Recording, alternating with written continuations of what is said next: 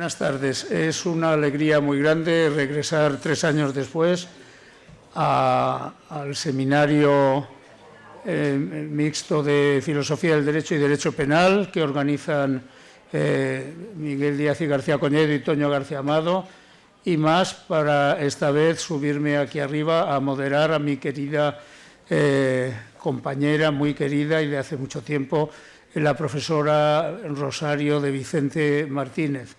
El tema sobre el que va a hablar la profesora de Vicente, como pueden ver en los programas y en la pantalla, es el de la exégesis e eisegesis de los delitos de odio. Y ella nos explicará la diferencia de matices entre esos dos vocablos próximos, pero que uno se supone que tiene un sentido objetivo, objetivista, y el otro subjetivo, que quizá en este campo, por lo que hemos estado oyendo en la ponencia y en el debate anterior, lo subjetivo de lo que interpreta cada cual, no de las finalidades que persigue el autor, quizás sea lo que explica mejor preceptos bastante inexplicables, como luego seguramente podremos ver en el debate. La profesora de Vicente es catedrática de la Universidad de Castilla-La Mancha, en la Facultad de Derecho de Albacete. Es una penalista excelente, de amplísima producción científica, desde su tesis doctoral, que publicó luego la monografía sobre delitos contra la seguridad social, hasta infinidad de estudios monográficos que ha hecho en campos del derecho penal económico, de delitos contra derechos o contra derechos de trabajadores, de delitos contra la seguridad del tráfico, seguridad vial, delitos en el campo del deporte, una de las especialidades de la profesora de Vicente, que comparte con uno de nuestros anfitriones, el profesor Díaz, es el del tratamiento. También tiene un estudio monográfico sobre el deporte y el derecho penal, y también en los últimos años publicó otra de sus monografías precisamente sobre este tema de los delitos llamados o mal llamados de odio, pero en fin, la terminología al uso y abreviada, que es la que hoy nos congrega en este seminario.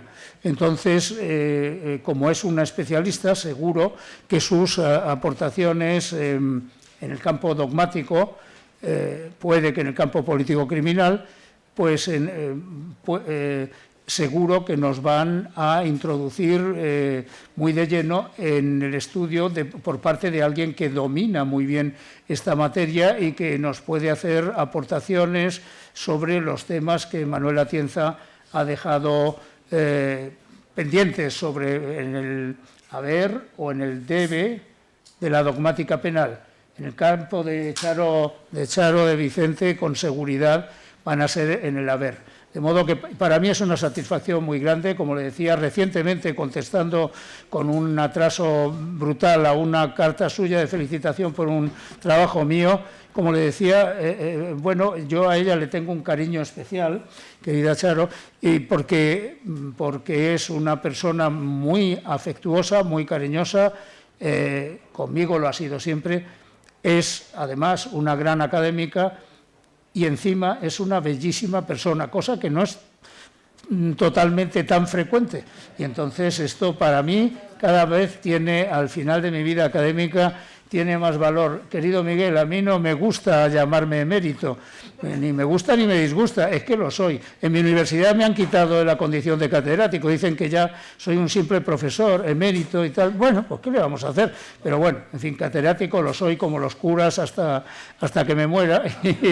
Y emérito también lo voy a ser hasta que me muera, porque en Alcalá, en mi universidad, a los eméritos nos nombran con carácter vitalicio. Dicho esto, me entusiasma en moderar esta sesión. No tenemos mucho tiempo, de modo que le cedo la palabra sin más a la profesora de Vicente, y pido un aplauso para ella.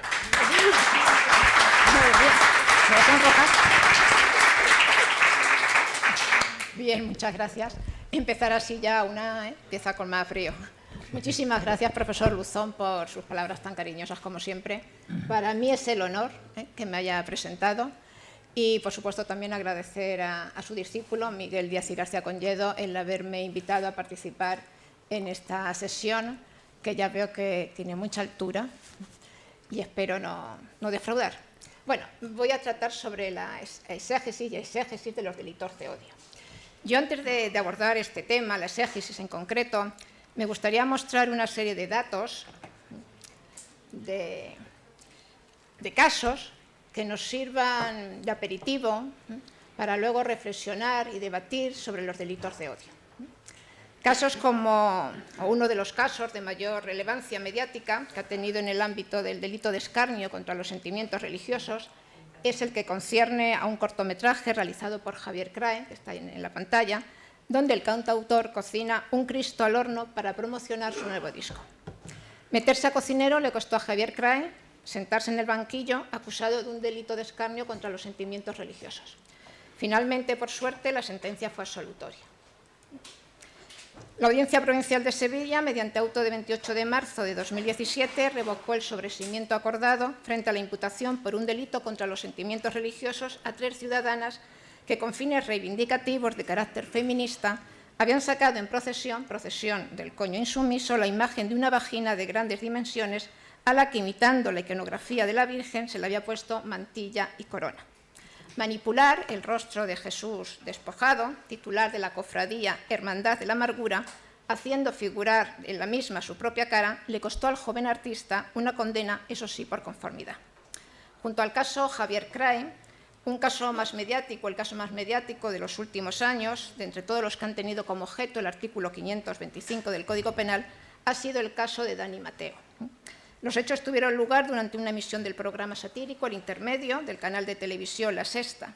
En él, el humorista Dani Mateo comentaba diversos aspectos del Valle de los Caídos. Entre ellos, decía, el Valle de los Caídos alberga la cruz cristiana más grande del mundo, con 200 toneladas de peso y 150 metros de altura, el triple de lo que mide la Torre de Pisa. Y eso es porque Franco quería que esa cruz se viera de lejos. Normal, porque ¿quién va a querer ver esa mierda de cruz de cerca? Presentada querella por estos hechos, el Juzgado de Primera Instancia e Instrucción número 4 de Pozuelo de Alarcón archivó la causa mediante auto de 30 de octubre de 2017. Y ello porque, a juicio del magistrado, no concurre ni siquiera el elemento objetivo del tipo penal.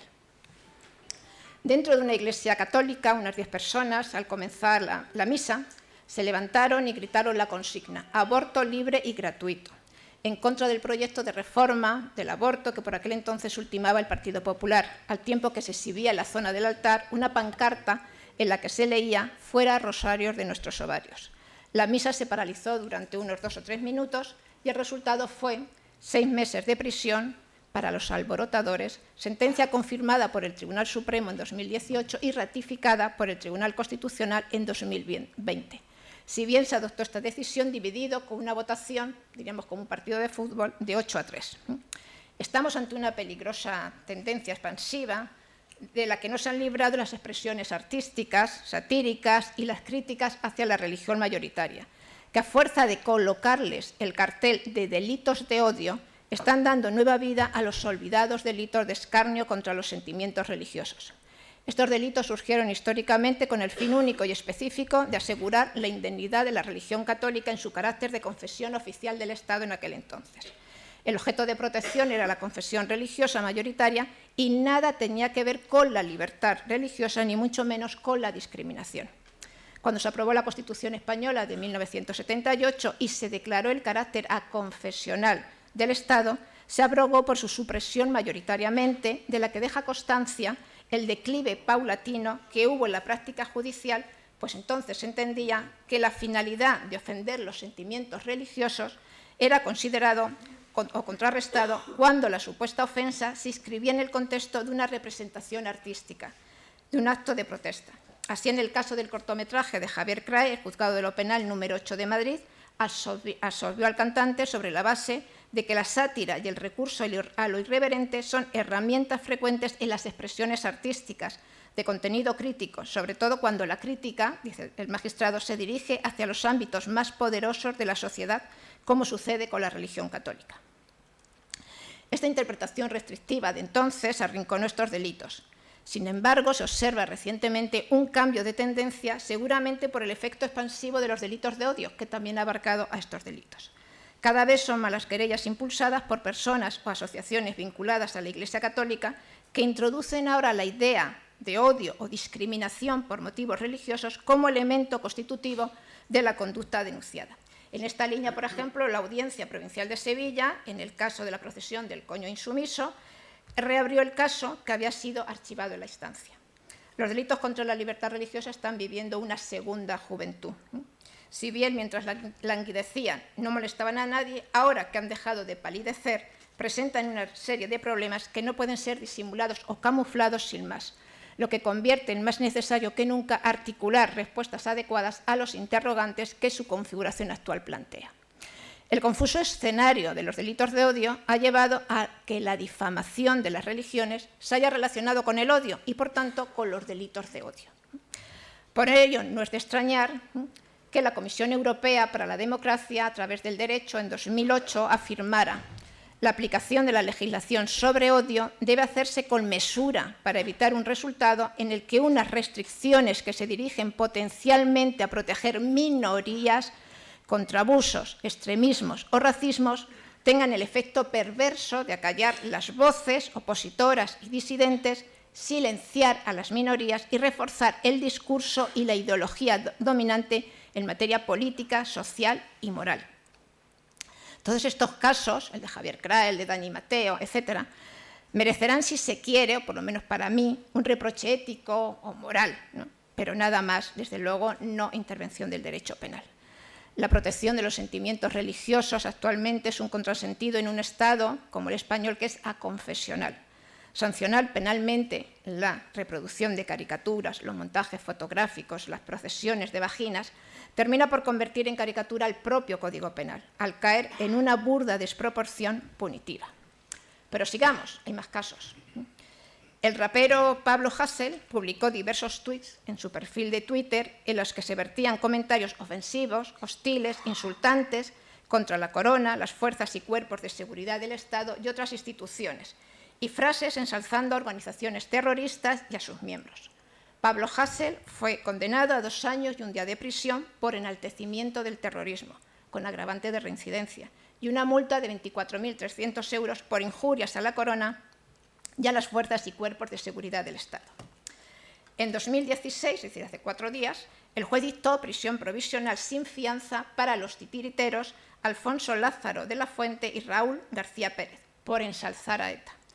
La causa posteriormente, por suerte, fue cerrada por la Audiencia Nacional, pero los titiriteros fueron absueltos tras 5 días de prisión provisional. César Stramberry, cantante de Defcon 2, osó publicar en Facebook 6 chistes de contenido diverso relativo a determinados atentados terroristas y sus víctimas. El cantante fue absuelto por la Audiencia Nacional, sentencia que fue casada posteriormente por el Tribunal Supremo, que le condenó como autor de un delito continuado de enaltecimiento del terrorismo, sentencia que posteriormente fue anulada por el Tribunal Constitucional, quien consideró que las expresiones utilizadas por el cantante quedaban abarcadas por el derecho fundamental a la libertad de expresión. Cassandra Vera publicó en la red social Twitter 13 chistes sobre la llamada Operación Ogro. Esto es el atentado perpetrado por ETA en 1973 contra Carrero Blanco. Cassandra fue condenada por la Audiencia Nacional a 1 año de prisión y 7 meses de inhabilitación absoluta por humillación a las víctimas del terrorismo. Posteriormente fue absuelta por el Tribunal Supremo, aunque estigmatizada y masacrada socialmente. El rapero Valtonyc, en sus canciones, incluyó referencias a las organizaciones terroristas ETA y Grapo, y el deseo de que atenten contra determinados políticos, miembros de la Casa Real, etc. Resultado, condenado por la Audiencia Nacional. En estos últimos tiempos hemos visto cómo se enjuiciaba y en muchos casos se condenaba a raperos, tuiteros y artistas, músicos, actores, cineastas, por emitir expresiones que a muchos de nosotros, seguramente a todos los que están en la sala, nos provocan rechazo, nos ofenden e incluso nos duelen. Pero hay que aprender a distinguir de lo que es mal uso de lo que es delito. Como decía la magistrada del Tribunal Constitucional, Adela Súa, en el voto particular contra la condena por ofensas a la corona, que acabó anulando el Tribunal Europeo de Derechos Humanos, la crítica malsonante, las manifestaciones políticamente incorrectas, los gestos o actos desabridos, de mal gusto o de impactante exageración, no quedan expulsados del campo legítimo de la libertad de expresión. Sorprende además que aparezcan ahora precisamente las condenas por delitos de enaltecimiento del terrorismo cuando ETA ha cesado su actividad criminal, seguramente por el halo que hay en la atmósfera de delitos de odio. En las condenas por delitos de enaltecimiento del terrorismo se han impuesto dos líneas jurisprudenciales contradictorias que no ayudan a la seguridad jurídica ni a resolver el conflicto que genera la interpretación y aplicación de este tipo penal con el derecho a la libertad de expresión. La directiva del Parlamento Europeo y del Consejo de 15 de marzo de 2017 relativa a la lucha contra el terrorismo, en su considerando 10º, exige que la conducta de enaltecimiento se tipifique cuando conlleve el riesgo de que puedan cometerse actos terroristas. Esto significa que la interpretación judicial del artículo 578 debería tener siempre en cuenta si la finalidad por la que se han realizado los actos de enaltecimiento o humillación es la de procurar que el mensaje, al menos indirectamente, mueva a otros a cometer delitos de terrorismo. Así lo establecen algunas sentencias de la Sala Segunda del Tribunal Supremo. Sin embargo, en otras, el tipo penal no precisa la acreditación de con qué finalidad se ejecutan los actos de enaltecimiento o humillación. Esta contradicción que hay en la propia Sala del Tribunal Supremo explica que casos como el del cantante de Defcon 2 fuera suelto por la Audiencia Nacional y, en cambio, condenado a 1 año de prisión por la Sala Segunda del Tribunal Supremo. Y a la inversa, en el caso de Cassandra Vera, fuese condenada por la Audiencia Nacional a 1 año de prisión por enaltecimiento del terrorismo y absuelta posteriormente por el Tribunal Supremo. Pero hay más. Injurias a la corona, artículo 490, párrafo 3. La quema de las fotos de los reyes resultó delictiva por suponer una incitación al odio a la monarquía. La sentencia del Tribunal Constitucional de 22 de julio de 2015 abrió la aplicación del denominado discurso del odio a supuestos que nada tienen que ver con la protección jurídico-penal de personas o grupos vulnerables por motivos racistas, xenófobas, antisemitas, homófobas, etc. En dicho caso se enjuiciaba la adecuación a la legalidad penal y constitucional de la quema de fotos de los reyes, en este caso eméritos, en una plaza pública de la ciudad de Girona con motivo de su visita. Al ser los sujetos pasivos miembros de una institución pública, como es la corona, la protección jurídico-penal de su honor viene expresamente prevista por otros preceptos penales distintos a los del artículo 510, el delito de odio, específicamente en el artículo 490 en su párrafo 3. Sin embargo, ya que estamos envueltos en odio, el Tribunal Constitucional dijo: quemar públicamente el retrato de los monarcas es un acto no solo ofensivo, sino también incitador al odio, en la medida en que la cremación de su imagen física expresa de un modo difícilmente superable que son merecedores de exclusión y odio. En el voto particular discrepante de la magistrada de la SUA, en la misma línea también que la del magistrado Juan Antonio Siol, se critica el contenido de la sentencia por vincular el discurso del odio a hechos que son propios de un discurso antimonárquico, que nada tiene que ver con la discriminación y exclusión social de colectivos secularmente vulnerables. Los criterios de los votos particulares son los que debían de haberse impuesto a la vista de la posterior sentencia dictada por el Tribunal Europeo de Derechos Humanos de 13 de marzo de 2018, que condenó en este caso a España por violación del artículo 10 del convenio, eliminando la condena de los acusados, que además debieron ser indemnizados al entender que actuaron en el ejercicio de la libertad de expresión. También ha vuelto a renacer el delito de ultraje contra la patria, artículo 543. En este caso, en su modalidad de ultraje a la bandera. En 2014, durante un izado oficial de la bandera, un sindicalista gritó: «Hay que prenderle fuego a la puta bandera». El sindicalista fue condenado primero por un juez de Ferrol, la sentencia fue confirmada posteriormente por la Audiencia Provincial de A Coruña, y finalmente un pleno del Tribunal Constitucional, dividido en 2 bloques, aprobaba con un solo voto de diferencia una sentencia que establecía que los ultrajes a la bandera de España no están amparados por la libertad de expresión y, por tanto, desestima el recurso de amparo presentado por el sindicalista. Miguel García y Conlledo tiene un magnífico análisis de este caso del sindicalista en el libro Derecho Penal y Libertad de Expresión, ¿no? y llega a la conclusión compartida, al menos por mí, de que el artículo 543 debe derogarse. Y quemar la bandera.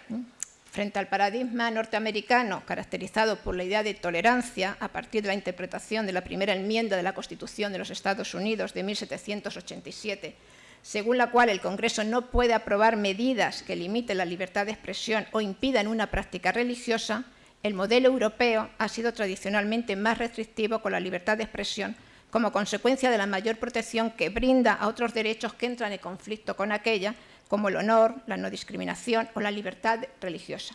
Y frente al rotundo no law de la primera enmienda, en las constituciones europeas, por el contrario, se articulan amplias cláusulas de limitación de la libertad de expresión. Bajo la primera enmienda gozan de protección todos los tipos de discurso. Desde la sentencia dictada en el caso Roth de 1957, el Tribunal Supremo de los Estados Unidos ha declarado que todas las ideas no ortodoxas, controvertidas, odiosas para el clima social dominante, tienen la completa protección de la primera enmienda. En 1989, en el caso Texas versus Johnson, contra Johnson, dictaminó que quemar la bandera de las barras y estrellas no era un delito, sino una manifestación de la libertad de expresión. El Tribunal Supremo de los Estados Unidos rechazó por 5 votos a 4 la ley aprobada por el Congreso a iniciativa de la administración Bush, que consideraba la quema de una bandera estadounidense como un acto de profanación. Con su sentencia, el Tribunal Supremo mantiene la idea de que quemar la bandera es un acto libre y una manifestación de libertad de expresión, un derecho del que los norteamericanos gozan gracias a esa primera enmienda. El juez, que es el que está aquí, William Brennan, el miembro más liberal del Tribunal Supremo, declaró: a pesar de que el ultraje a la bandera es profundamente ofensivo para muchos, el Gobierno no puede prohibir una expresión de una idea, simplemente porque la sociedad crea que esa idea es ofensiva. Y añadió: la bandera simboliza las ideas de libertad, igualdad y tolerancia, ideas que los norteamericanos han defendido a lo largo de nuestra historia. La bandera representa el espíritu de nuestro compromiso con todos esos ideales. También ultraje contra la patria, pero en su modalidad de ultraje a los símbolos, es el caso de la pitada al himno nacional y al rey en la final de la Copa del Rey de 2015. En este caso, el Juzgado Central de lo Penal de la Audiencia Nacional, en una sentencia de 2017, condenó al alborotador, al que pitaba, al organizador, como autor de un delito de injurias a la corona y un delito de ultrajes a España. La pena: 12 meses de multa con cuota diaria de 20 euros, en total 7.200 euros. Presentada a recurso, la sentencia finalmente de la Sala de lo Penal de la Audiencia Nacional le absolvió. Y le absolvió diciendo que la acción llevada a cabo por el acusado se enmarca en la idea de libertad de crítica, más cuando la misma sea desabrida y pueda molestar, inquietar o disgustar a quienes se dirigen, pues así lo requieren el pluralismo, la tolerancia y el espíritu de apertura, sin los cuales no existe sociedad democrática.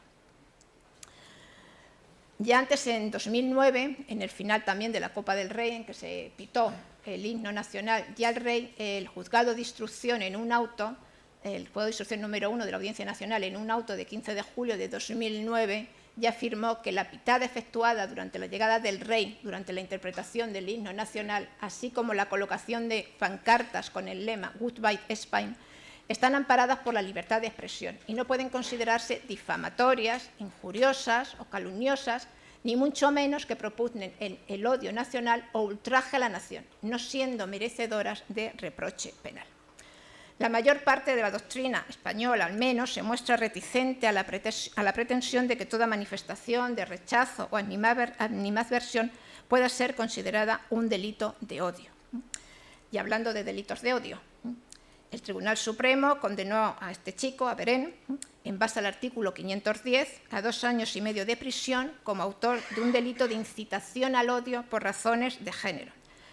Las manifestaciones vertidas eran ciertamente graves, ¿no? Decía frases como esta que aparecen ahí, ¿no?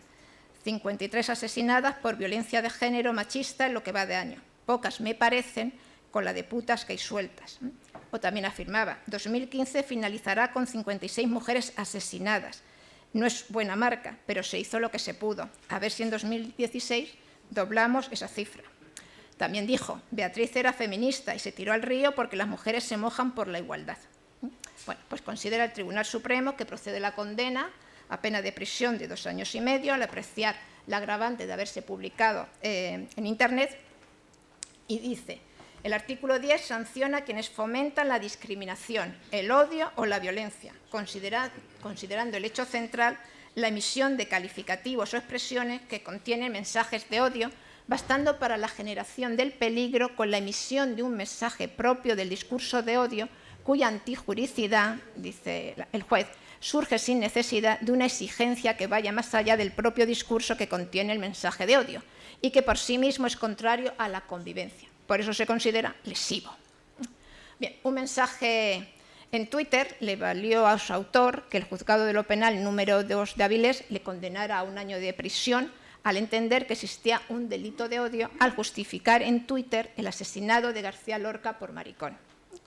Posteriormente, la Audiencia Provincial de Asturias, en sentencia de 26 de noviembre de 2018, entendió que esos mensajes, lógicamente, no constituyen un delito de provocación al odio a todo el colectivo homosexual. Dice la sentencia: la publicación no incita, estimula o instiga directamente la ejecución contra el grupo de conductas delictivas, agresivas o peligrosas. Este sujeto fue absuelto.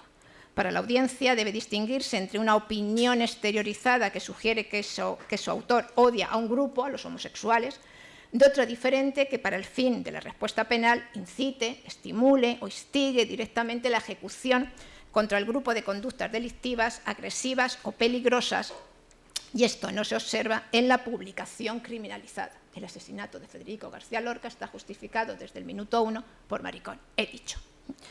Bueno, pues la justicia se ha propuesto además acabar con los insultos racistas y xenófobos en el deporte, ya está en el deporte, y castigar con el Código Penal estos tipos de conductas. Así, en el partido de fútbol alevín entre el Club Atlético Ranilla B y el Sá, juzgado el 28 de enero de 2017, y tenemos a los padres y hay el árbitro, Mamadou, de origen guineano, y los padres durante todo el partido, como sus hijos iban perdiendo, pues qué diversión tienen, ¿no? Pues simplemente meterse con el árbitro, ¿no? Y le dijeron pues una serie de insultos como los que están aquí, ¿no? Inútil, cabrón, me cago en tu raza, hijo de la gran puta, sinvergüenza, me cago en tus muertos, negro, negrito, negra, en fin, una barbaridad, ¿no? La sentencia del juzgado de lo penal número 2 de Zaragoza, de 26 de marzo de 2018, condenó a los padres por un delito de incitación al odio del artículo 510, 2, letra A. Penas 9 meses de prisión, multa de 8 meses a razón de 6 euros, 4 años de inhabilitación especial para profesión u oficio en el ámbito docente, deportivo y de tiempo libre, y a indemnizar a la víctima, al árbitro, a Mamadou, en la cuantía de 500 euros en concepto de daños morales.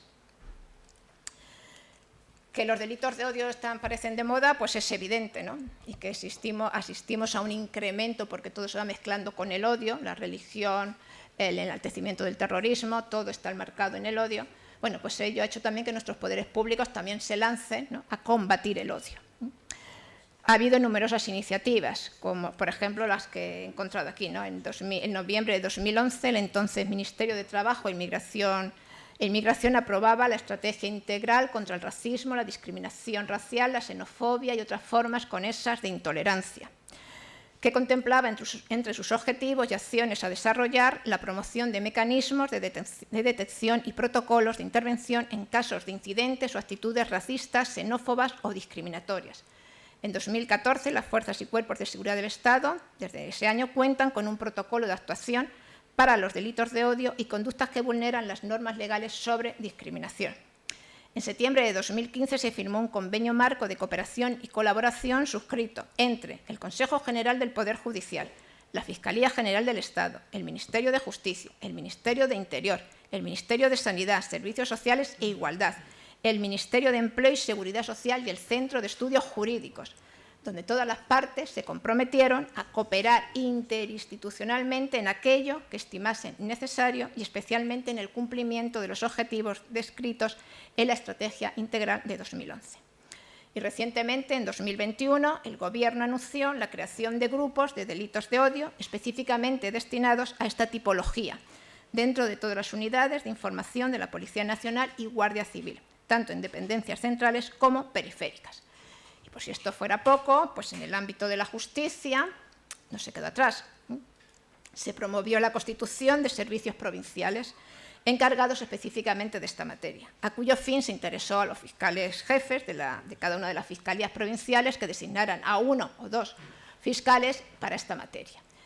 En el ámbito central, dentro del organigrama de las áreas especializadas de la Fiscalía General del Estado, se encuentra la del fiscal de sala, delegado coordinador contra los delitos de odio y discriminación, que actualmente es este señor que aparece ahí, Fernando Rodríguez Rey. Unos años antes es verdad que ya la Fiscalía Provincial de Barcelona fue pionera y en 2009 creó la Instrucción 1, dictó la Instrucción 1/2009, dictada por la jefatura de dicho órgano provincial.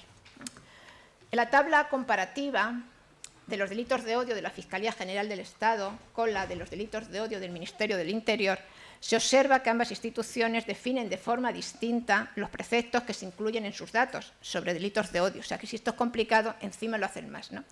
Sería recomendable, por lo menos, que ambas instituciones unificaran criterios.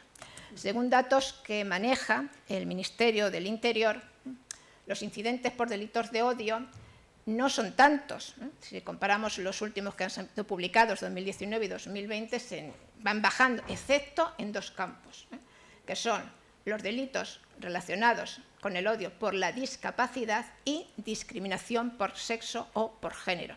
El resto pues, ha ido bajando, la porofobia, antisemitismo, orientación o identidad sexual, racismo, de 515 se han pasado a 485. Incluso los hechos esclarecidos, según esta misma fuente, en 2020, pues están aquí, ¿no? En total, hechos esclarecidos fueron 927, correspondiendo la mayoría al racismo y xenofobia. Por su parte, desde la Fiscalía General del Estado, en la memoria última publicada en 2021, pues los distintos delitos que engloban bajo esa denominación de delitos de odio, amenazas a grupos determinados, discriminación en el empleo, 510, 173 contra la integridad moral, 22.4 delitos con la agravante, y luego dice otros, ¿no? Otros que no se saben los que son, además que son casi todos, ¿no?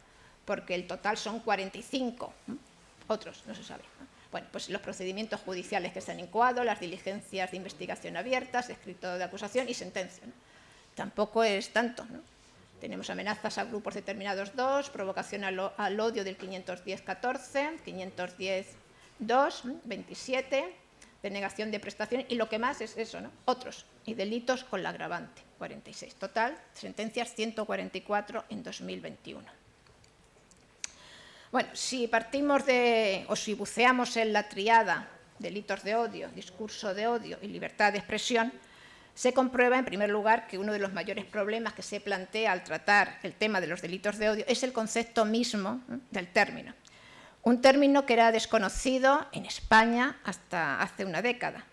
Este desconocimiento pues, ha provocado un debate en torno a su propia existencia, justificación y regulación.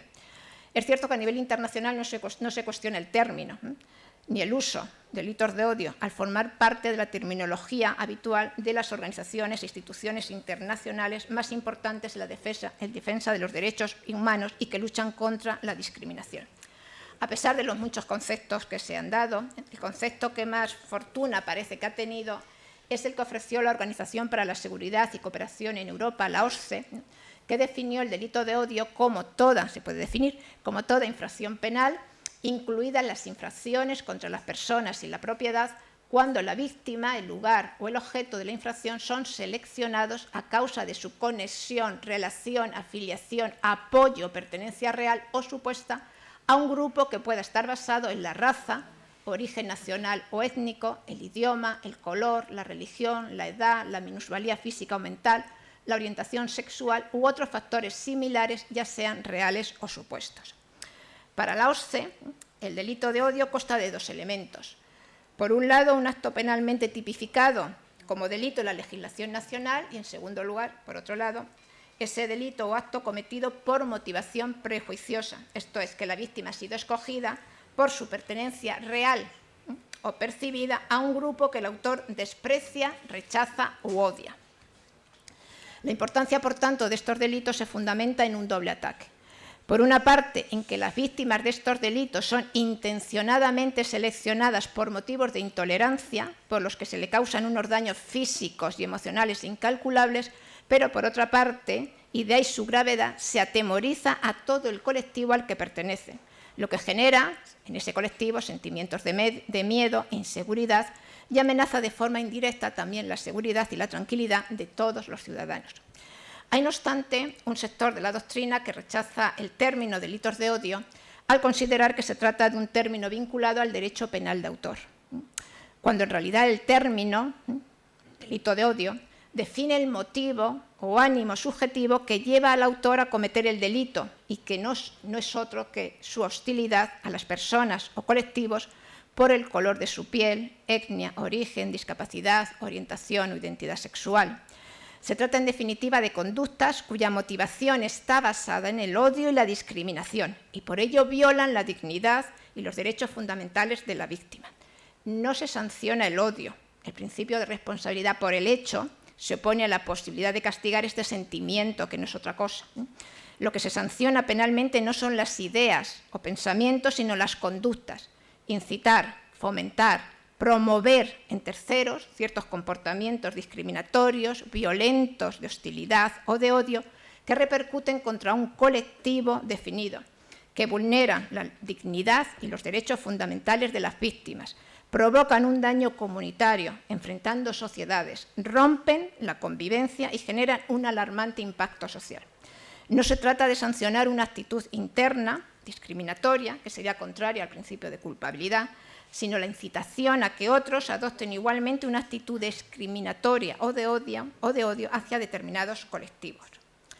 Vinculado con el delito de odio se sitúa el denominado discurso del odio, discurso de odio, que no es sino una modalidad de delito de odio, que consiste en cometer delitos que requieran para su apreciación la manifestación de algún tipo de discurso, o ya sea verbalmente o por escrito. El auge de partidos de extrema derecha, con un discurso que incita al odio en diversos países de Europa, por una parte, y la proliferación del uso de Internet, que facilita la difusión y dificulta la persecución de este tipo de infracciones, hacen que el discurso de odio vaya en aumento.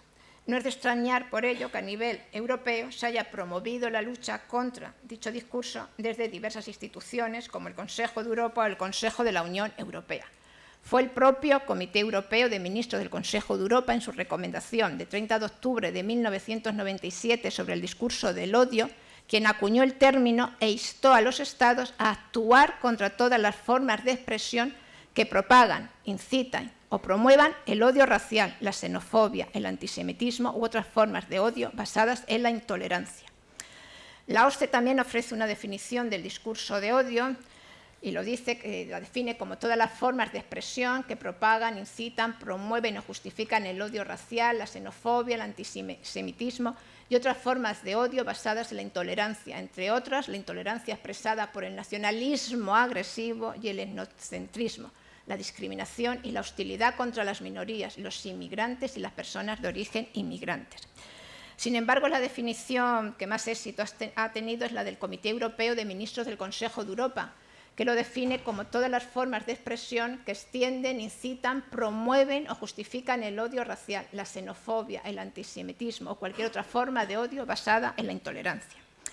Cuando hablamos de discurso de odio, hay que distinguir entre el discurso de odio y el discurso ofensivo o impopular, lo que lleva a excluir de la definición del discurso de odio cualquier forma de expresión, tales como la sátira, realizada de forma objetiva, que simplemente pueden ofender, dañar o molestar. Para hablar de discurso de odio, tiene que haber un llamamiento a que se cometan actos de violencia o un mensaje que razonablemente induzca a estos actos.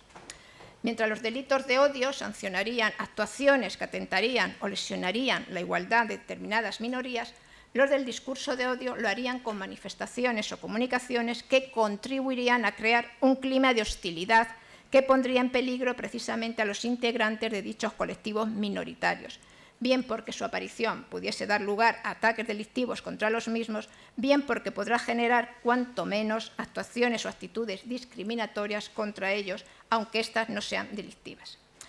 Una crítica común a los delitos de odio es que infringen la libertad de expresión o que penalizan opiniones o actitudes más que acciones.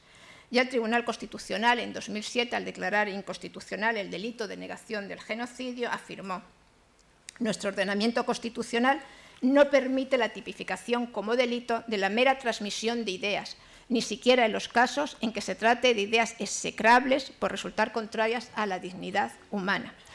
Difícil maridaje entre una libertad de expresión esencial en todo sistema democrático y los discursos extremos.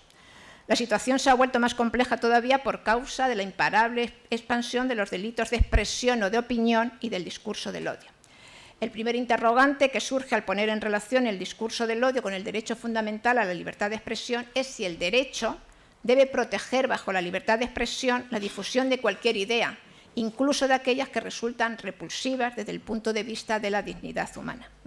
Mientras el debate constitucional en Estados Unidos, el debate doctrinal, ya hemos visto, ¿no?, que la libertad de expresión se defiende ante todo en Europa, el constitucionalismo europeo y la jurisprudencia del Tribunal Europeo de Derechos Humanos tienen como punto de partida de su sistema de libertad de expresión la aceptación de límites a la tolerancia democrática y, en concreto, de límites a las libertades de expresión y prensa. En cuanto al origen de estos delitos, desde sus orígenes y en todo el proceso de construcción internacional, la categoría de delitos de odio, incluidas las distintas formas del discurso de odio, aparece relacionada con la lucha contra el racismo, la xenofobia, la transfobia y otras formas de discriminación, orientándose así a la protección de colectivos que se encuentran expuestos de modo especialmente significativo a sufrir actos de menosprecio, humillación o vejación, sin otro motivo que su raza, etnia, nacionalidad, orientación sexual, religión u otras circunstancias semejantes que los distingue del modelo social dominante. Esta vertiente intuitiva, claramente centrada en la protección de las minorías, se percibe ya en el artículo 4 de la Convención Internacional sobre la Eliminación de todas las formas de discriminación racial de 1965, cuando establece que los Estados partes declararán como acto punible toda difusión de ideas basadas en la superioridad o en el odio racial, toda incitación a la discriminación racial, así como todo acto de violencia o toda incitación a cometer tales actos contra cualquier raza o grupo de personas de otro color u origen étnico. También lo ha reconocido la Comisión Europea contra el Racismo y la Intolerancia en su resolución general número 15 sobre líneas de actuación para combatir el discurso del odio, adoptada el 8 de diciembre de 2015, cuando recuerda la obligación, conforme al derecho internacional, de tipificar determinadas formas de discurso de odio, aun siendo de aplicación general, que se estableció para proteger a los colectivos vulnerables. Los denominados delitos de odio se remontan a los años 60 del pasado siglo, cuando movimientos sociales y políticos de los Estados Unidos de América inician la lucha a favor de la igualdad de derechos civiles de las minorías raciales o étnicas y la erradicación de otras formas de discriminación. De los Estados Unidos llegó a Europa a través del Reino Unido, donde el término es utilizado por vez primera de forma reiterada en los medios tras el asesinato en 1993 de ese joven negro que aparece en la diapositiva, Stephen Lawrence, en una parada de autobús en el sudeste de Londres. Y se popularizó el término tras los atentados del metro de Londres en julio de 2005.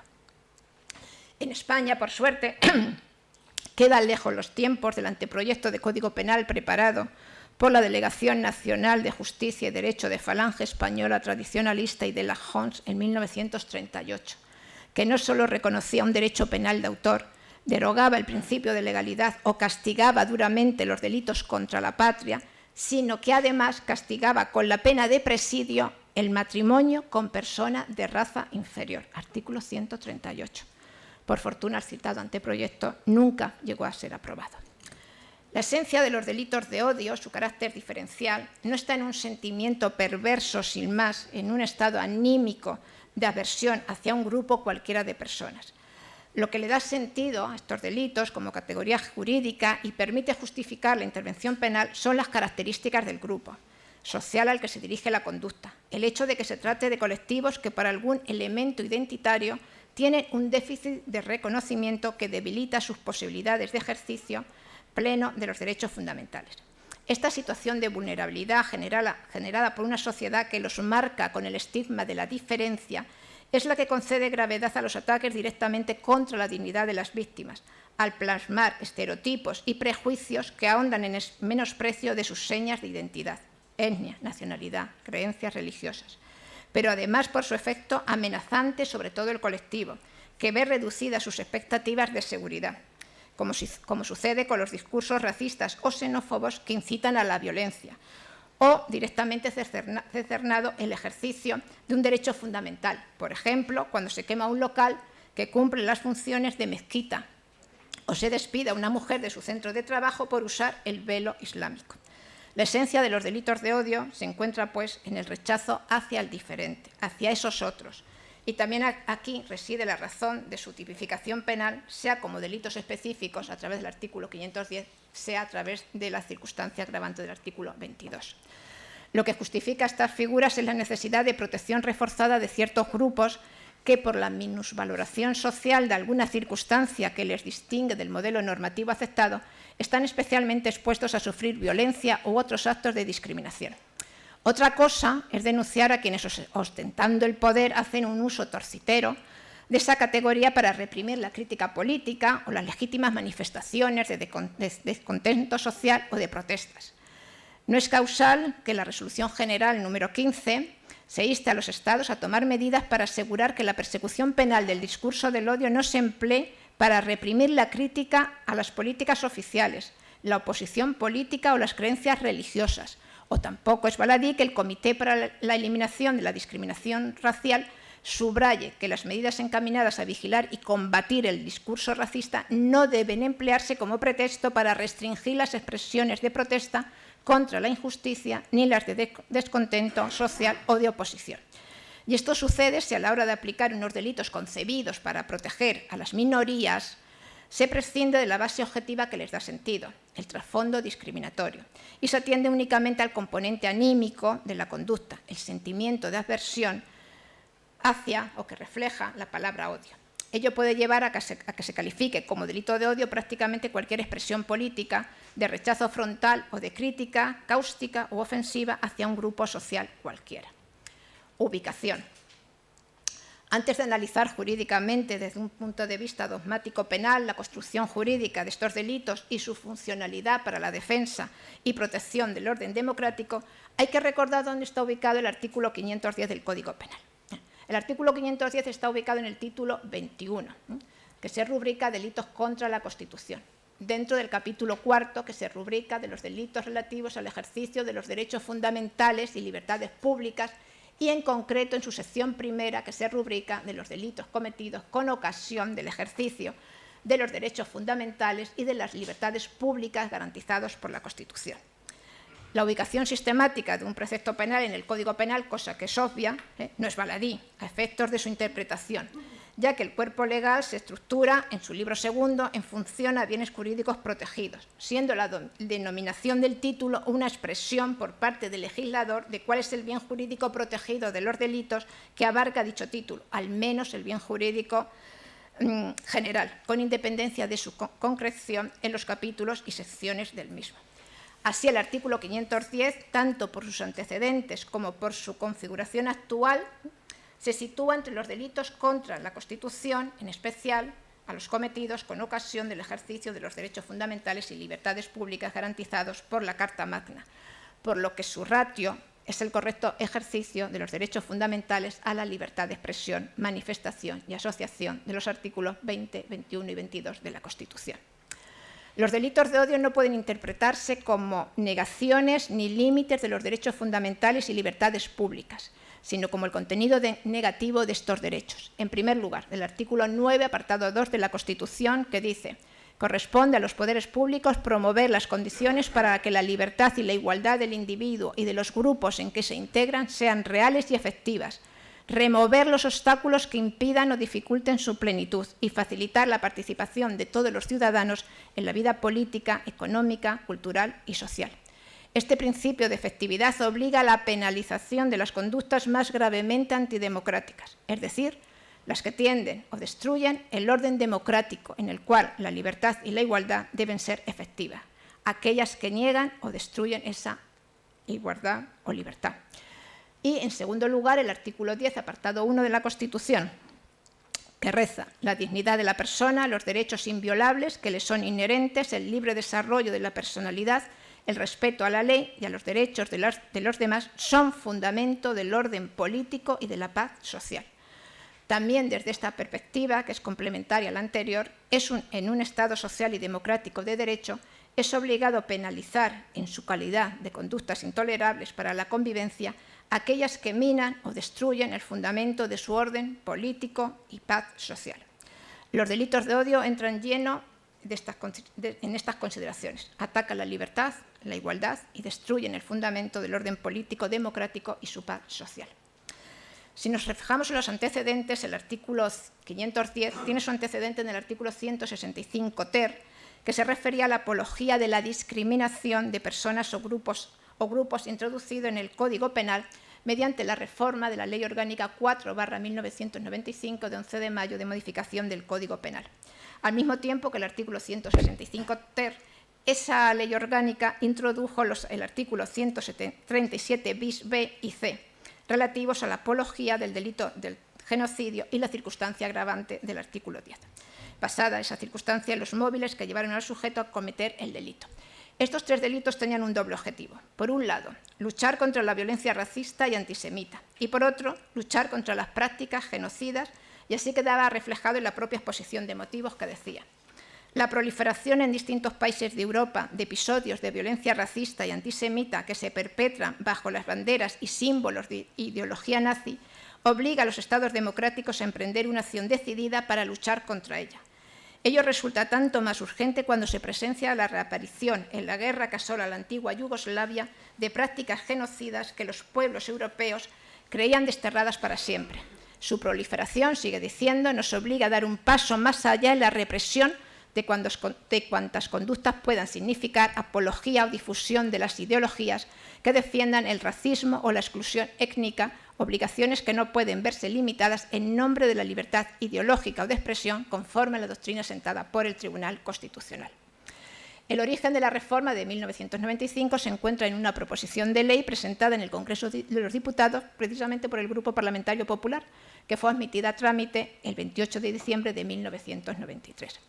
6 meses después de esa ley, se aprobaba el vigente Código Penal mediante Ley Orgánica 10/1995 de 23 de noviembre del Código Penal, que trasladó ese artículo 165 ter a su actual ubicación, que es el artículo 510.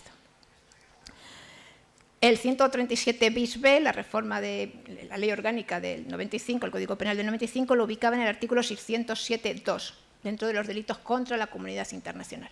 Tanto el 607.2 como el 510 solo cosecharon las críticas de la doctrina, principalmente por la dificultad que representaba conciliar estos delitos con los principios básicos del derecho penal, en especial el principio de intervención mínima y lesividad, y en segundo lugar por contradecir el derecho constitucional a la libertad de expresión.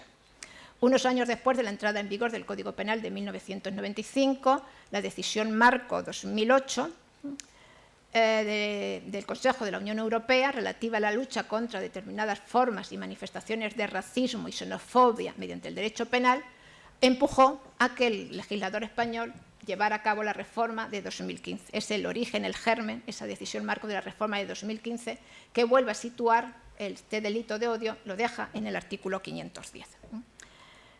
Si el texto anterior a 2015 sancionaba en el 510 a los que provocaran la discriminación, al odio, la violencia contra grupos o asociaciones por motivos racistas, el texto posterior a 2015 es el que tienen en el otro lado de la pantalla.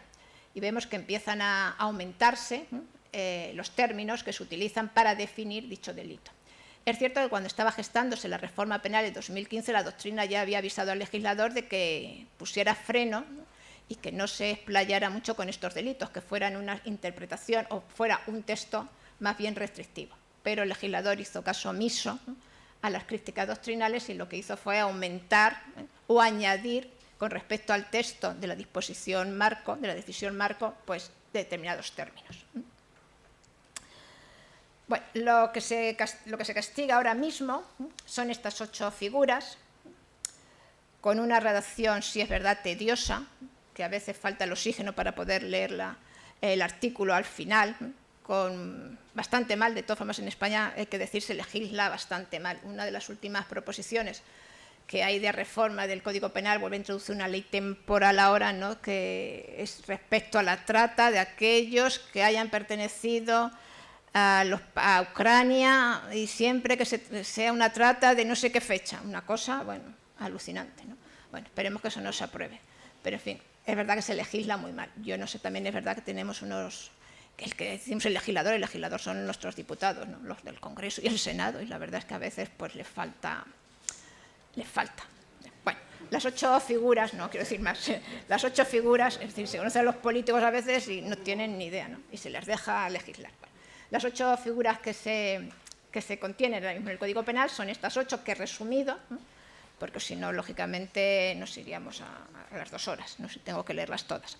Voy a hacer una referencia tan solo a la primera, que es la letra A del número 1 del artículo 510. La decisión marco lo que dice, ¿no? Que se tiene que castigar la incitación pública a la violencia o al odio dirigidos contra un grupo de personas o un miembro de tal grupo definido en relación con la raza, el color, la religión, la ascendencia o el origen nacional o étnico, ¿no? Bueno, esto es lo que dice la decisión marco. ¿Qué es lo que ha hecho nuestro legislador? Pues nuestro legislador añade a la norma europea lo siguiente. Se emplean los verbos fomenten, promueven, además de incitar. El carácter directo e indirecto de la incitación. Es verdad que hubo una enmienda del Grupo Parlamentario Socialista, la enmienda número 759, que abogaba por eliminar ese carácter indirecto, pero finalmente la enmienda no prosperó.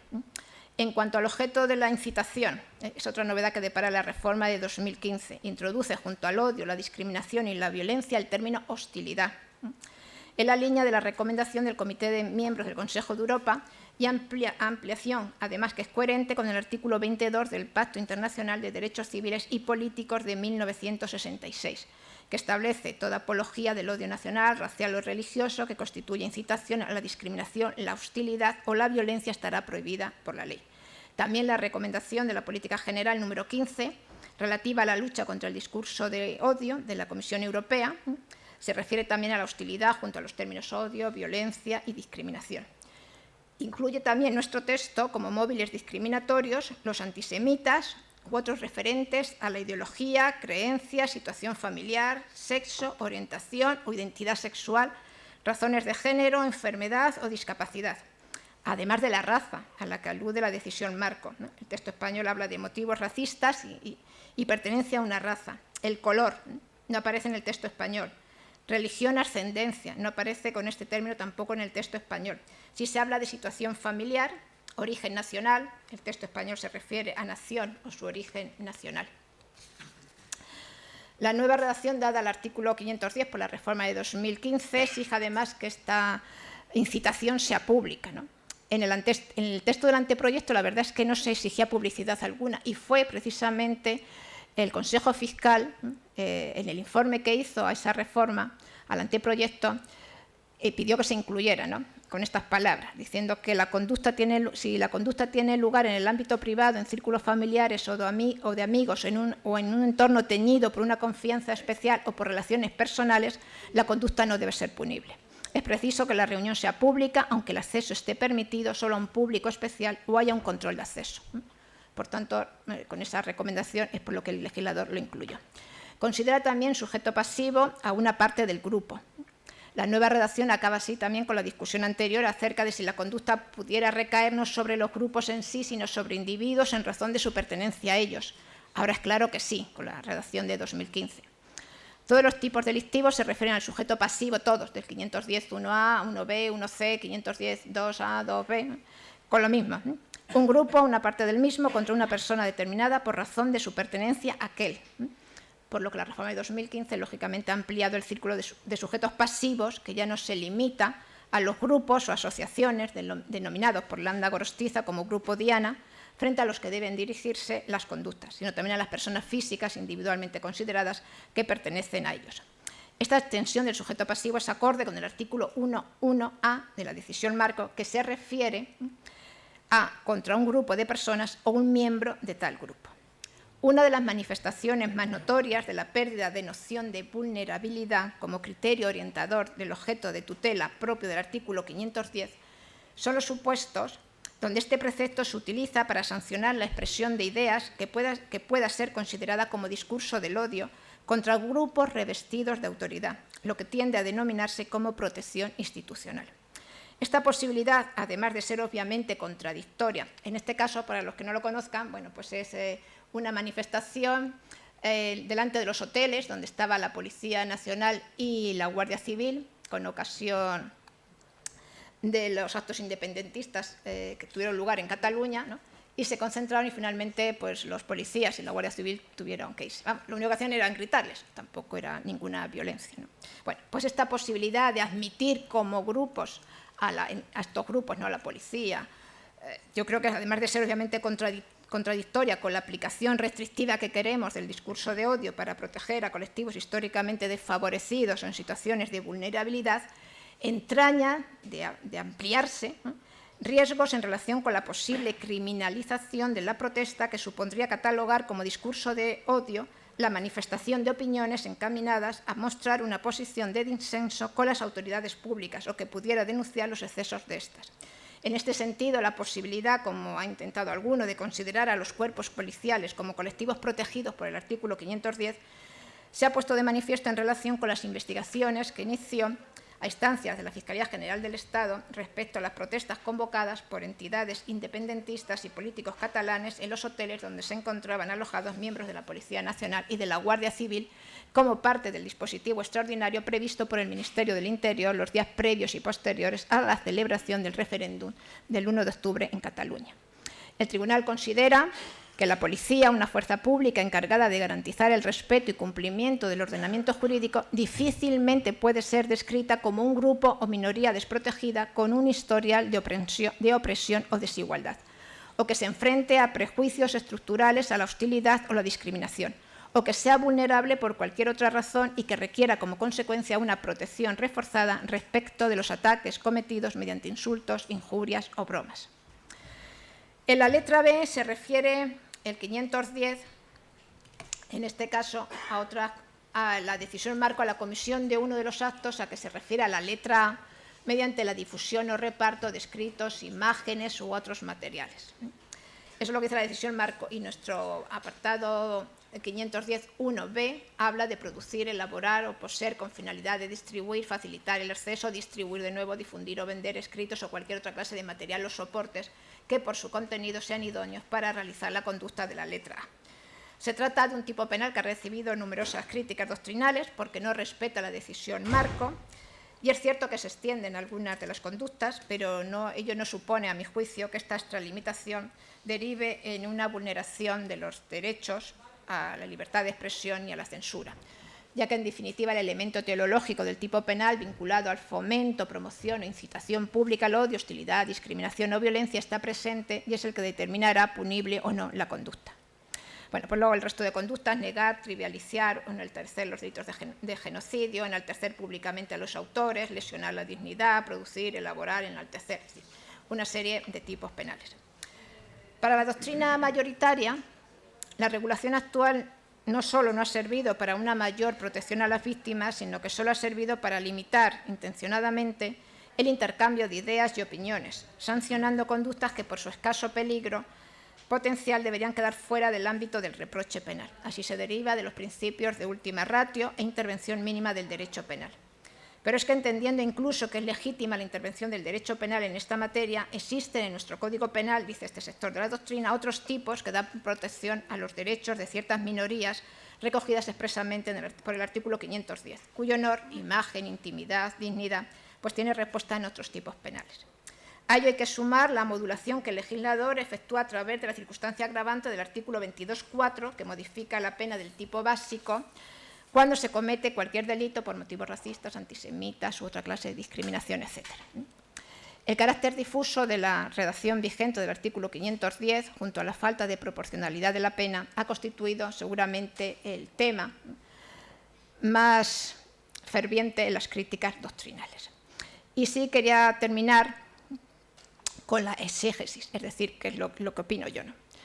El artículo 510 ha sido objeto de numerosas críticas, que en ocasiones, y yo lo he realizado también, ¿no?, han sido muy radicales y agresivas, llegando a afirmar que se está ante un ataque frontal ante los derechos fundamentales y libertades públicas, rotundamente inconstitucional, se le ha tachado este artículo, que trae al escenario crítico el restablecimiento de la censura.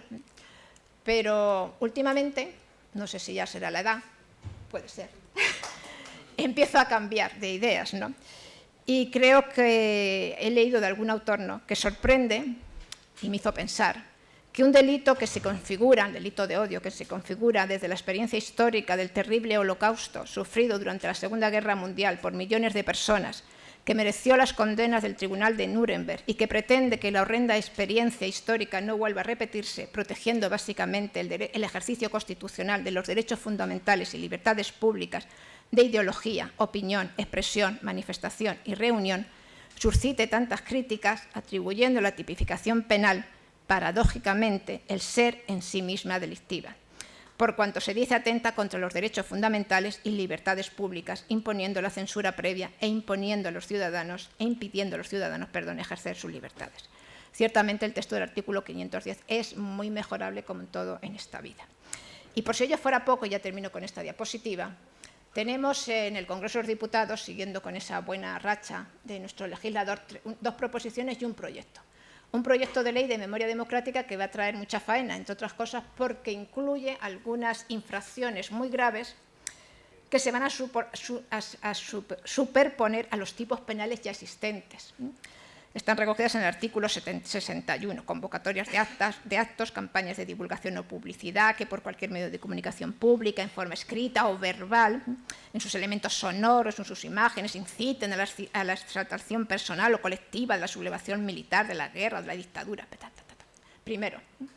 Segundo, hay una proposición de ley orgánica de reforma del Código Penal para la protección de la libertad de expresión, que está ahora mismo en trámite de enmiendas en la Comisión de Justicia y que fue presentada esta proposición por el Grupo Parlamentario Confederal de Unidas Podemos, En Común Podem, Galicia En Común, y que dice en su exposición de motivos que se han detectado que se están utilizando tipos penales totalmente obsoletos, no ajustados a la Constitución española e impropios de una democracia desarrollada. Así estaríamos hablando de delitos que chocan frontalmente con la libertad de expresión desde su propio enunciado y que procede derogar. Son artículos del Código Penal cuya influencia provienen de la dictadura y que, por tanto, no tienen cabida en un sistema democrático y plural. ¿Qué delitos son estos? Bueno, pues el 525, el caso Javier Crae, el que hemos visto, delitos contra los sentimientos religiosos o de escarnio público, queda derogado en esta ley. Los delitos contra la corona, recogidos en el artículo 493 y 491 del Código Penal, las injurias al rey, la quema de banderas, la pitada al himno nacional, las ofensas o ultrajes de palabra por escrito o de hecho a España, a sus comunidades autónomas o a sus símbolos o emblemas, recogidos en el artículo 543, quedaría derogado. Las injurias al Gobierno de la Nación, al Consejo General del Poder Judicial, al Tribunal Constitucional, al Tribunal Supremo, al Consejo de Gobierno, al Tribunal Superior de Justicia de una comunidad autónoma y a los ejércitos, clases o cuerpos y fuerzas de seguridad, recogido en el artículo 504. Y también, sorpresa, se deroga el artículo 578, que es el delito de enaltecimiento del terrorismo, que es el que tanto se está aplicando ahora mismo, ¿no?, con el caso de los comentarios y chistes de ETA. Bueno, justifica que desaparece, dice que no quedan las víctimas del terrorismo desprotegidas porque se introduce en el artículo 22 en las agravantes un motivo más, junto a los que están ya de sexo, orientación, identidad, un último más que es por razón de ser víctima del terrorismo. Por tanto, desaparece también el 578.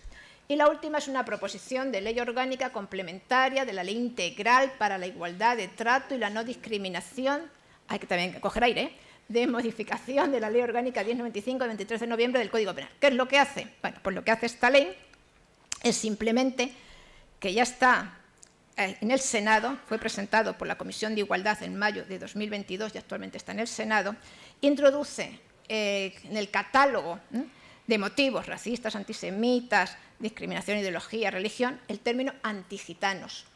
Y eso hace también que ese mismo término en todo el discurso del odio, los delitos de odio, todos los tipos del 510.1a, 510.1b, cuando enumera las causas, ¿no?, por motivos racistas, antisemitas, antigitanos. El B, lo mismo, que por su contenido, racistas, antigitanos. El C, motivos racistas, antisemitas, antigitanos. Y en el 2 igual, ¿no? Motivos racistas, antigitanos, antigitanos. Eso es lo que hay. Bueno, y con esto termino un poco acelerado, pero para no cansar al auditorio. Muchas gracias.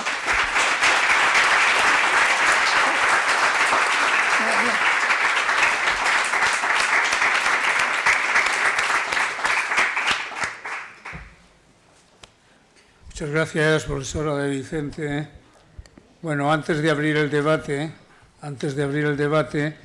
porque si no, no podría, vamos mal de tiempo. Me ha dicho el profesor García Amado que deberíamos terminar sobre las 9.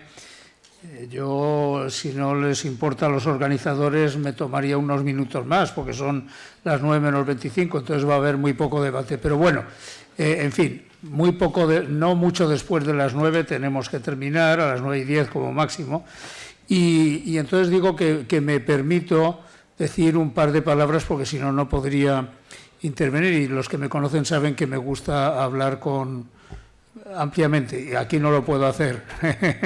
Bueno, pero un par de palabras, que a lo mejor son 4 o 5, sí que voy a decir. Primero, han oído ustedes una defensa, no a ultranza, pero una defensa relativa, moderada, por parte de la profesora de Vicente, de la existencia de estos delitos llamados de odio, vinculándolos a su origen, a su finalidad de protección de minorías étnicas, raciales, religiosas, etcétera, altamente vulnerables, y de que los actos que se producen con esa motivación o que incitan a la motivación del odio como sentimiento no recomendable, agredirían o serían potencialmente capaces de agredir a miembros de dichos grupos, de dichos colectivos.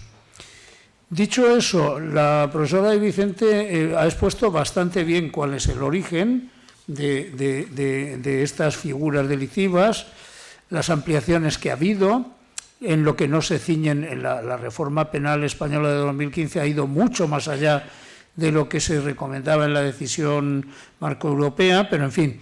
Y luego, también, eso ha quedado claro en el debate anterior, con el profesor Atienza, la legislación en España, y yo creo que no es culpa nuestra, Manolo, de los penalistas. Algo de culpa sí tenemos, pero cuando somos excesivamente complicados o nos vamos por las ramas, pero el que en España se legisle tan mal no tiene nada que ver con eso, no tiene nada que ver. Otra cosa es si los tribunales nos hacen caso o no, eso es mucho más preocupante, el que no nos entiendan y no nos sigan. Y no puedo entrar en esto porque nos iríamos muy lejos. Pero, en fin, no, la profesora de Vicente ha puesto de manifiesto que la legislación actual en muchas cosas deja mucho que desear, pero eso tiene un origen, que es la absoluta incompetencia de los técnicos que asesoran tanto al Gobierno como a los grupos parlamentarios como al Parlamento. O sea, es una catástrofe. No tienen para empezar, en otras materias jurídicas funciona la sección de la comisión correspondiente de la Comisión General de Codificación. En derecho penal, donde le pueden privar de libertad a uno, en otros países hasta de la vida, en fin, de vida, hacienda, fortuna, no funciona. La constituyó un ministro, hubo un acto constitutivo reconstitutivo hace unos años y no se ha vuelto a reunir. Lo único que pretendían era decir que se ampliaba para que hubiera paridad entre hombres y mujeres. Bueno, ¿y qué tiene que ver? O sea, claro, así se legisla. Dicho esto, estas figuras, yo voy a dar mi opinión. Yo creo que para empezar, el concepto de delito de odio yo creo que es erróneo y que debería evitarse, aunque esté muy extendido, querida Charo, aunque esté muy extendido en las organizaciones internacionales, defensoras de minorías vulnerables, etcétera, es un mal concepto. No se habla de delito de lucro o de ánimo de lucro, delito de codicia. No, el delito, gracias a Dios, se suele denominar por aquello que objetivamente realiza, no por su móvil, por su motivación o por los efectos de motivación en otros que pueden producir. Eso para empezar. Entonces, el odio, la Academia de la Lengua lo define como antipatía o aversión hacia otro u otros que incita a desear el mal contra ellos. Yo diría que es algo más que una antipatía, es una antipatía o enemistad u hostilidad profunda. Aversión o rechazo, sí. Y, claro, ¿cuál es lo malo del odio? No el sentimiento, sino lo que conlleva. Que quien siente odio o incita a otros al odio puede no solo desear, sino poder hacer todo lo que pueda de su parte para conseguir el mal para aquel objeto o aquellas personas que odia. Bueno, por tanto, el odio es un móvil, sin la menor duda, de los móviles o emociones, disposiciones de ánimo, pero es un móvil no deseable, eso está claro. Y los códigos y las legislaciones en general, las motivaciones no deseables, no les dan efectos atenuantes, ni siquiera efectos indiferentes, sino que generalmente producen efectos, o pueden producir efectos agravatorios, pero agravatorios de algo que según el principio del derecho penal del hecho, que algunos defendemos, yo lo defiendo, que está vinculado al artículo 25.1 de la Constitución, al principio de legalidad por el hecho, por el acto cometido, es el principio del acto y el derecho penal del hecho, no solo se contrapone al derecho penal de autor, querida Charo, se contrapone al derecho penal de la intención o de las intenciones. El derecho penal no se puede basar en intenciones, ni siquiera manifestadas. Las intenciones a veces pueden servir para definir una conducta o para restringir el ámbito de lo punible y decir no basta con que el sujeto supiera o pudiera o debiera saber que podía dañar, sino que tenía que tener precisamente la intención. Entonces, si se exige eso, es decir, el dolo directo de primer grado, pues la intención lo que juega o lo que desempeña, lo que cumple es un papel restrictivo de la punibilidad. Pero en un derecho penal del acto, lo que importa para la antijuridicidad y derivadamente para la culpabilidad en sentido amplio, claro, entonces, efectivamente, un derecho penal que se basara únicamente en disposiciones de ánimo, en lo que los alemanes llaman la Gesinnung, la actitud interna o disposición de ánimo, se puede traducir de ambos modos, la Gesinnung, bueno, pues aquí es un ánimo y una actitud interna, pero que tiene trascendencia mala. Eso es verdad.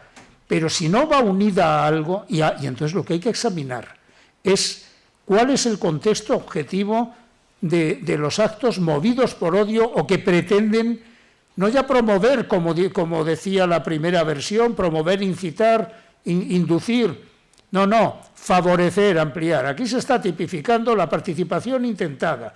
Es decir, se ha ido mucho más allá que en lo que en el Código Penal, en la parte general, tipifica como actos preparatorios punibles, que son solo unos pocos, o bien hay conspiración de muchos, o bien hay proposición directa a cometer un delito entre dos personas o provocación pública. Pero la provocación pública se exige que sea incitación directa. Bueno, pues nuestro código, en el artículo 510 y en otras figuras conexas, lo que hace es ampliar a todo fomento, no solo incitación, sino fomento, pero fomento que no tiene que vincularse a un acto concreto producido. Por tanto, es tentativa, intento muy alejado de participación, de favorecimiento, de complicidad, incluso.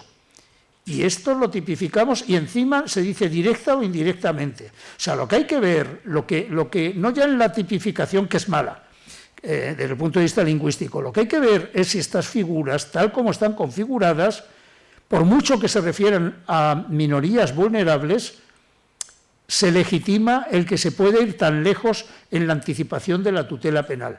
Yo no soy enemigo, a diferencia de lo que antes mencionaba Miguel Díaz, que es la doctrina preponderante, yo no soy enemigo y no soy totalmente contrario a los delitos de peligro abstracto, pero con un límite, que es el de la idoneidad de la conducta. No rechazo completamente por inconstitucionales los delitos de delito presunto, de presunción juris et de juris, sin posibilidad de prueba en contrario. Bueno, pues aquí los penalistas deberíamos decir, no solo en la interpretación, sino en la política criminal, filosofía moral y política, llámalo como quieras, Manolo, deberíamos decir cuál es el límite al legislador de lo que nos parece admisible para un Estado respetuoso de las libertades y para un derecho penal basado no solo en la intervención mínima, en la tutela de bienes jurídicos. ¿Hay suficiente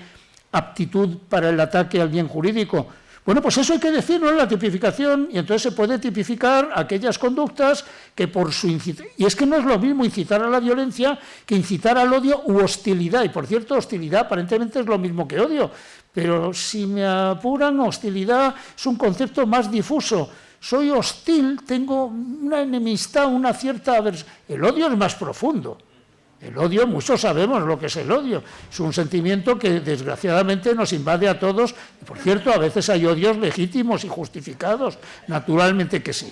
Claro, todo el mundo lo sabe, los ucranianos pueden estar odiando no al pueblo ruso, pero sí a los que les están no ya invadiendo, sino haciendo barbaridades, etcétera. Bueno, por tanto, pero el odio es un sentimiento destructivo, agresivo. Es una emoción agresiva, no es una emoción débil, asténica. Entonces, para empezar, cualquier incitación no a la violencia o a la discriminación, que son conceptos muy claros, se discrimina a un colectivo o a un miembro del colectivo o se le agrede violentamente. No, cualquier incitación al odio o a la hostilidad es suficiente para que entre en el ámbito de lo penal. Bueno, pues eso tenemos que discutirlo, creo yo. Y a lo mejor había que decir, bueno, cuando hay un ámbito en el que las circunstancias propician que ese odio se pueda transformar fácilmente en actos objetivos de violencia o discriminación o incluso otros denigrantes, denigratorios, atentatorios a la dignidad, a lo mejor sí que hay que admitirlo. Pero caramba, están las técnicas de expresión con claridad de lo que se quiere admitir y lo que no se quiere admitir. Y desde luego los artículos del Código Penal actuales, en mi opinión, no utilizan esas técnicas. Por último, y es la última digresión o aclaración de mis ideas que quiero exponer. A mí me parece que tal como están formulados estos artículos, desde luego que no se refieren únicamente a los grupos vulnerables, se refieren a los grupos que son razón de hostilidad o de odio, por razón de sexo o género, suponiendo que sean distintos, por razón de etnia o raciales, de color, de discapacidad, pero ojo, de religión, pero no se dicen las religiones minoritarias en el país, cualquier religión, de modo que la incitación al odio contra miembros del cristianismo, de una religión cristiana o de la católica, que por cierto cada vez es menos mayoritaria y en la práctica pues es claramente minoritaria, por tanto podría ser un colectivo igualmente vulnerable. Pero además, si es que es muy fácil, si igual que no hay que hacer presunciones de debilidad en la violencia familiar, sino que hay que decir los que están en clara situación de inferioridad o de vulnerabilidad. Bueno, pues exactamente igual se podría añadir claramente que esto preocupa cuando se trata de grupos o colectivos vulnerables o claramente vulnerables y no de todos, porque la religión es tanto la mayoritaria como la minoritaria. La raza es tanto la negra como la blanca, como la asiática, como la de los mestizos, como la de los mulatos, como la de los indígenas. Es que no puede haber. Entonces, en los ataques de los Black Panthers contra los blancos también hay incitación al odio. Tal como está nuestro código, no habla de la población minoritaria y la mayoritaria. Si se quería restringir a la minoritaria, hay que decirlo. Es decir, y resumiendo, en mi opinión, es de prudencia. Yo no soy ni enemigo ni claramente partidario, tengo mis dudas, tengo muchas dudas, pero lo que sí creo es que los penalistas debemos decirle a los legisladores y luego a los jueces para que no hagan interpretaciones que van mucho más allá de lo que permite la letra de la ley. Fornís decía, y tenía toda la razón, Manuel, que el derecho penal es la barrera infranqueable de la política criminal. Y lo que quería decir es que la dogmática y la interpretación objetiva en sentido literal posible máximo ponen un tope a inventarnos lo que la ley no ha dicho. Es que eso es así. Entonces, pero bueno, la ley es fácil de cambiar si se sabe lo que se está haciendo. Dicho esto, abro el debate, que me he comido 15 minutos yo casi. A ver. Había dos palabras allí, otra más, y había una petición de palabra aquí, sí, que ha sido la primera que levantó la mano antes. Muchas gracias. Bien, muy buenas noches. Con alegría, agradecer a la maestra Rosario que verificaba que usted es docente de la Universidad de Castilla-La Mancha, de donde muchos de nosotros también hemos sido formados. Saludos especiales a Francisco Díaz Reborio y a... Toledo. Sí, Toledo, así es. Pues se presenta ante usted Lucifaber y Mercedes Morel. Soy de un país en el mundo que está colocado en el mismo trayecto del Sol, República Dominicana. Y en el 1844 nos narra la historia que nace nuestro país como república independiente. Y conjuntamente con este paso de libertad también nuestra constitución política, que en el devenir histórico va incorporando derechos de primera, segunda, tercera y coqueteando hasta una cuarta generación. Entonces, esta constitución política es la que le da un abanico de derechos a los ciudadanos dominicanos y dominicanas. Es decir, que sin la existencia de la patria no se puede aspirar a tener derechos. Entonces, cuando usted señalaba el ejemplo del ciudadano que quemaba la bandera española, si mal no recuerdo, pues fue sometido a la acción de la justicia, pero también a su vez descargado por el tribunal, que opinó de que él estaba haciendo un ejercicio de sus derechos a la libre expresión o libertad de pensamiento. Entonces, en ese sentido, quisiera saber si usted, a su juicio, cómo valora esa decisión del tribunal, toda vez de que, aunque es un lienzo y quizás no tenga sentimientos, la bandera, pero es a través de ella donde surge tu identidad nacional. ¿No fue un acto de injusticia a la patria la decisión del tribunal? Yo creo que no. Yo creo que no.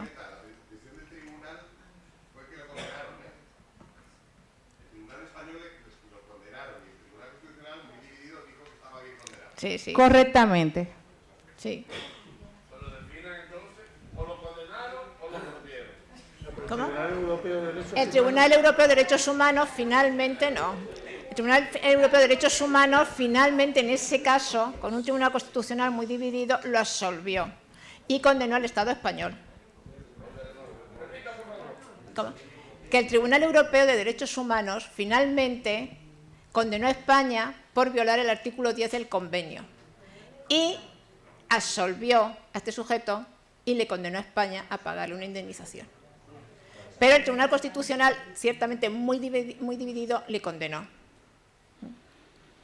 Es decir, resumiendo, en España sí se había condenado a los que quemaron la bandera. Fue el Tribunal Europeo de Derechos Humanos quien dijo que se había vulnerado la libertad de expresión.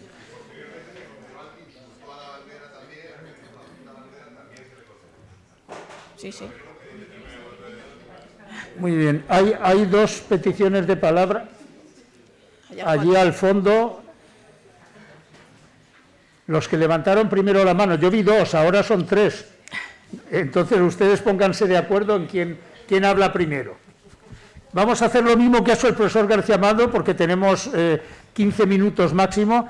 Hablen dos y contesta la profesora de Vicente. Hablen dos de ustedes primero. Bien, buenas noches. Clara Rivera, de República Dominicana, juez de primera instancia en materia penal. La pregunta es la siguiente. Dada la carga subjetiva que tienen estos delitos, ¿cómo podemos distinguir entre lo que es una expresión de mal gusto a lo que es un delito de odio, aparte de lo que es el daño y la ofensa? Uy, qué difícil. ¿Y otra más? ¿Otra intervención más? Buenas noches. Fermina Reynoso, República Dominicana, Ministerio de Interior y Policía, Seguridad Ciudadana.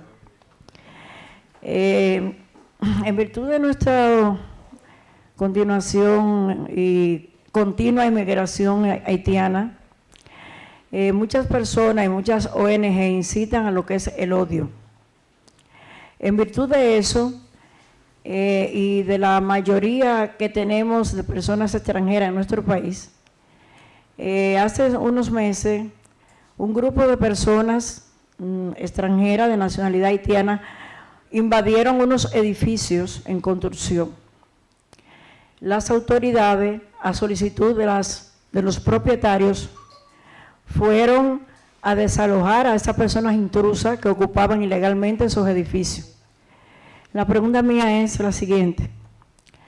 Dando cumplimiento a la ley de que una persona no puede invadir un edificio si no es propietario ni ocuparlo en calidad de intruso, ¿cómo es posible que ONGs y personas de los medios de comunicación inciten y digan que ha sido un ataque a esas personas porque son extranjeros?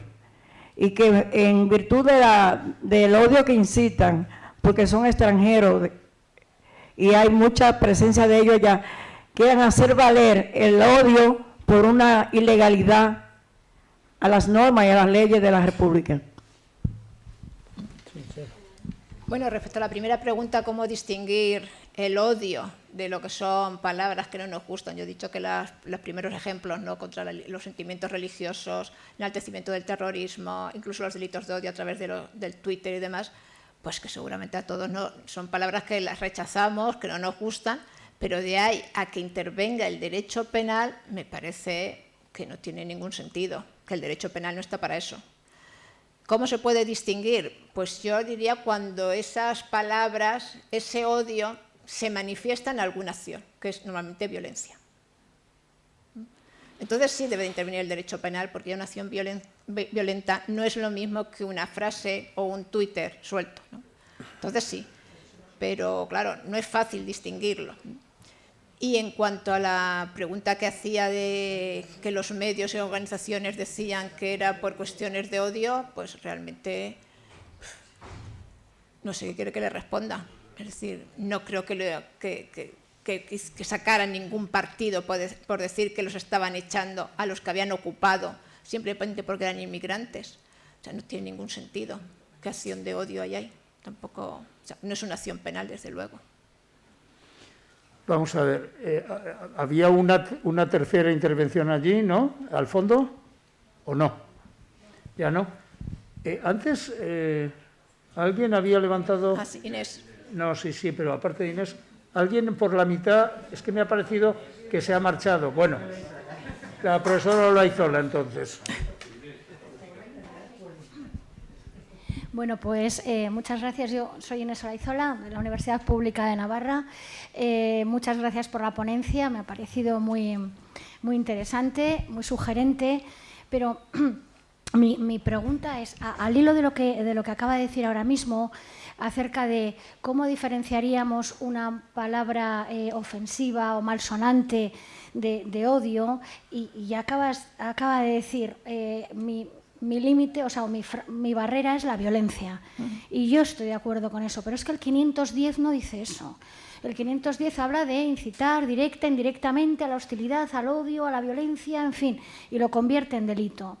Mi propuesta sería probablemente a favor del agravante 22.4, porque es un agravante y por lo tanto requiere previamente la comisión de un delito, y al delito le aplicaremos después las agravaciones que nos parezcan más o menos oportunas, probablemente mejor redactadas también. Yo no metería antisemita, antigitanismo y tal, sino que podríamos decirlo pues, por razón de raza o por razón de creencias, en fin, pero siempre como agravante, porque eso requeriría previamente la comisión de un hecho delictivo, y me parece una buena forma de limitarlo.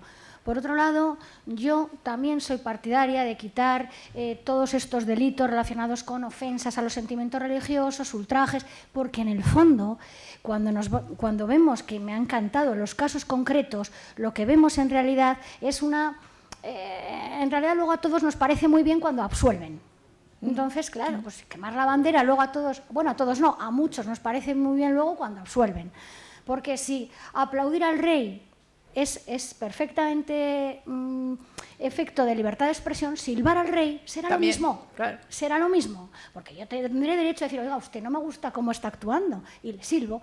No veo yo ahí ningún peligro para nada ni para nadie. Veo una muestra de libertad de expresión. Quemar la bandera me parece lo mismo. Es decir, yo quemo la bandera, ¿identidad nacional? Bueno, no, la identidad nacional la lleva uno dentro, si la lleva, y si no, no la lleva.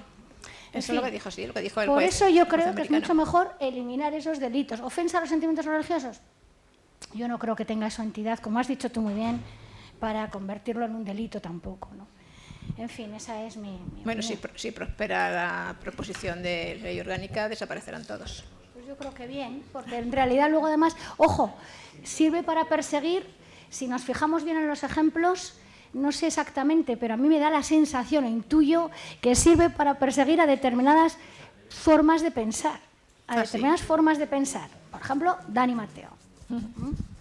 Sí, de acuerdo totalmente. No, un segundo, profesora Atienza. Yo quería decir a lo que dice la profesora Olaizola que es una forma interesante de la de crear responsabilidad agravada por comisión de delitos, pero también se puede, en vez de con una agravante genérica que sirve para muy poco y que se compensa con atenuantes, lo que quizás fuera más efectivo es crear subtipos agravados dentro, crear una cualificación, un tipo cualificado dentro del delito correspondiente. Y de todas maneras yo no descarto que la figura del 510 modificada, igual que la incitación al genocidio, a la discriminación, son legítimas, que pueda tener autonomía en algunos casos. O sea, a mí me parece que no es incompatible. Lo que es evidente es que la figura actual está carente de límites totalmente y está muy mal formulada. Está fatal redactada, yo creo que estamos todos de acuerdo. Profesora Atienza y luego usted, sí. Profesora Atienza. Dos cosas. Una es a propósito del concepto de la definición de delito. Cuando lo decías me mirabas a mí como diciendo, sí que hay una definición de delito. Yo creo que no. Bueno, habría que ver qué quiere decir definir, tal y como normalmente entendemos las definiciones legislativas en el derecho, que quiere decir una expresión, que cuando te dicen, pues tal delito consiste en esto, quiere decir que tú lo puedes sustituir y cuando aparece tal palabra la sustituyes con provecho, ¿entendiendo? Creo que no lo hay. Y que muchas de ellas y las que han aparecido son más bien circulares. Es un poco odiar, consiste en odiar. Las expresiones que incitan al odio son las que incitan al odio. Creo que no lo hay. Lo único que hay, me parece, son lo que se suele llamar definiciones ostensivas, o sea, que se dan ejemplos. Pero eso no es una definición propiamente dicha. Y creo que ahí, bueno, una bobadita, si se quiere. La otra cuestión que no es, diríamos, exactamente en contra, pero que hay un problema cuando se habla de la libertad de expresión. Si uno se queda amparado por la libertad de expresión, decir cosas insultantes, etcétera, etcétera, habría que pararse a pensar un poco qué quiere decir eso. Porque claro, cuando hablamos de libertad de expresión parece que nos estamos refiriendo a un valor. Yo no sé, claro, es decir, ¿qué valor hay? Y en eso no hay ningún valor. Y en eso Dworkin una vez hizo una distinción, claro, en inglés se puede hacer, nosotros seguramente no, entre liberty y freedom. Quiero decir, freedom es simplemente decir lo que te apetezca, sin más. Y puede haber una buena razón, es decir, no cometes ningún ilícito, pero no hay ningún valor. Mientras que la liberty ahí sí que implicaría, diríamos, un valor. Digo porque a veces cuando se habla, y lo de la ponderación, la libertad de expresión, sin darnos cuenta, parece como que estamos arrastrando la idea de que supone un valor, yo diría, y no. Por eso, entonces, no solamente se trata de decir si eso no es un límite, porque además yo creo que hay muchos casos en que razonablemente se puede decir se infringió el límite a la libertad de expresión, pero sin embargo no está justificado tipificarlo como delito, claro. Y eso creo que es importante subrayarlo. Totalmente de acuerdo. ¿Había otra petición de palabra? Ah, no, ¿usted? ¿Quién pidió la palabra antes?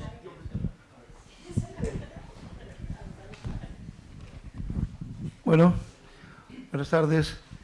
Soy de El Salvador, mi nombre es Fernando Pineda Pastor y sí, quiero felicitar a la doctora por tan bonita exposición y muy ordenada y sistemática.